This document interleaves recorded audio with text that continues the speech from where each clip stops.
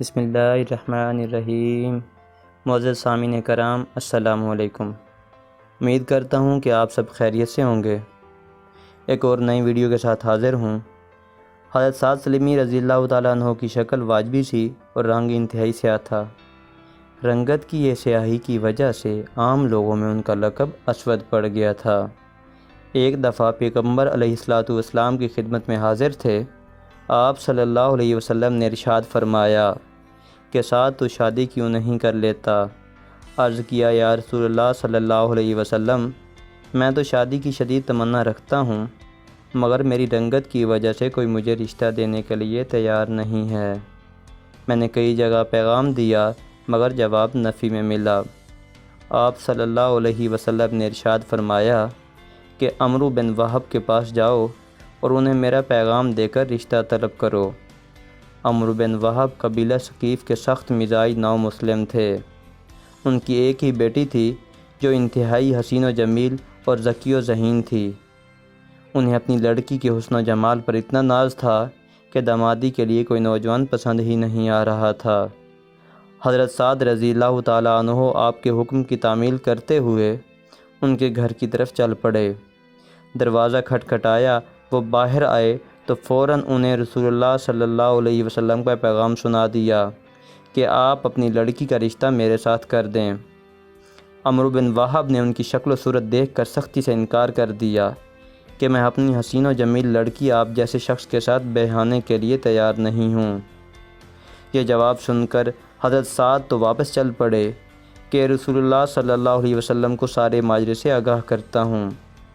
لڑکی چونکہ اندر گھر میں کھڑی یہ ساری باتیں سن رہی تھی، چنانچہ باپ جب اندر گیا تو لڑکی نے اپنے والد کو سمجھایا کہ رسول اللہ صلی اللہ علیہ وسلم کے قاصد کو آپ نے خالی ہاتھ واپس بھیج دیا، اب ہمارا کیا بنے گا؟ باپ نے بتایا کہ اس کی رنگت ایسی تھی کہ وہ قطعی طور پر تیرے لیے موزوں نہ تھا۔ وہ کہنے لگی، ابا جان، آپ اس کے رنگ اور شکل صورت کو نہ دیکھیں بلکہ بھیجنے والے کو دیکھیں۔ وہ رسول اللہ صلی اللہ علیہ وسلم کا قاصد تھا۔ نکاح تو میں نے کرنا ہے، میں تیار ہوں، آپ اسے بلائیں۔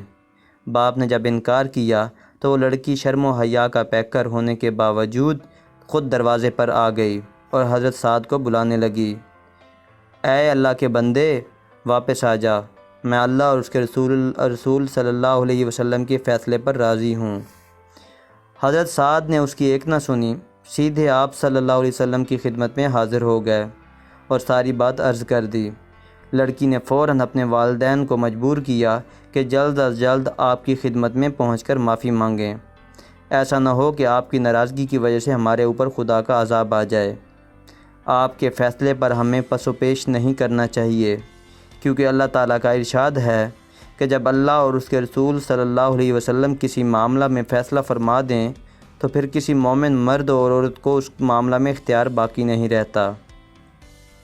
بہرحال لڑکی کے شدید اصرار پر اس کے والدین لڑکی کو ساتھ لے کر آپ صلی اللہ علیہ وآلہ وسلم کی خدمت میں معافی اور معذرت کے لیے حاضر ہوئے اور عرض کیا کہ ہم نے جذبات میں آ کر جو کچھ کہہ دیا آپ معاف فرما دیں۔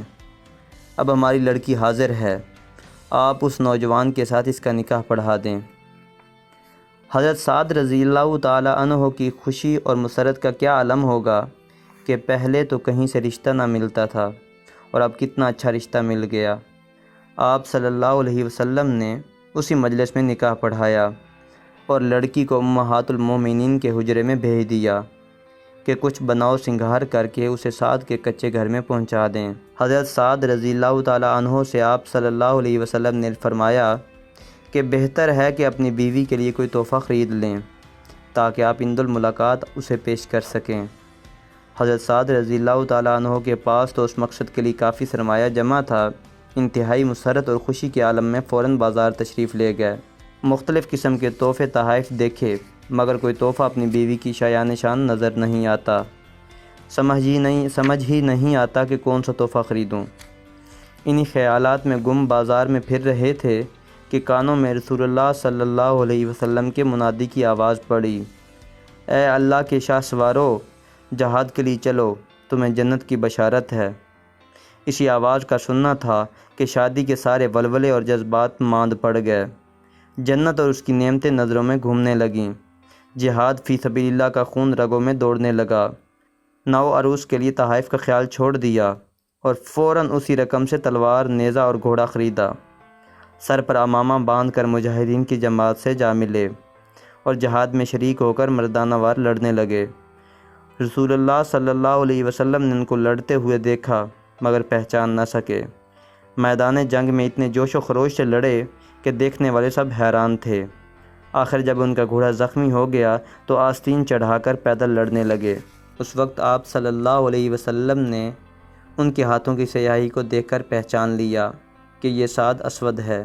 آپ صلی اللہ علیہ وسلم نے آواز بھی دی مگر وہ اپنے جنگی جنون میں اس قدر محو تھے کہ انہیں خبر نہ ہوئی۔ اس طرح لڑتے لڑتے بالآخر شہادت سے سرفراز ہوئے اور نو عروس کی آغوش کی بجائے تیغ عروس کے گلے مل کر ابدی زندگی حاصل کر لی۔ اختتام جنگ پر رسول اللہ صلی اللہ علیہ وسلم ان کی نعش مبارک پر تشریف لائے۔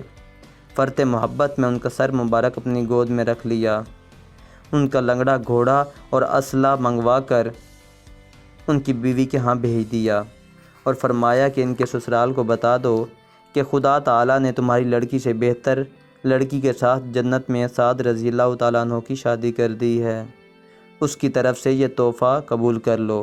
پھر آپ صلی اللہ علیہ وسلم نے یہ آیت تلاوت فرمائی، بے شک پرہیزگار لوگ امن کے مقام میں ہوں گے، یعنی باغوں میں اور چشموں میں، ریشم کا باریک اور دبیز لباس پہن کر ایک دوسرے کے سامنے بیٹھے ہوں گے، اور اس طرح ہم بڑی بڑی آنکھوں والی سفید رنگت کی عورتوں سے ان کی شادی کر دیں گے۔